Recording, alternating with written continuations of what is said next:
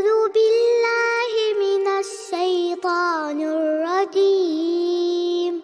بسم الله الرحمن الرحيم.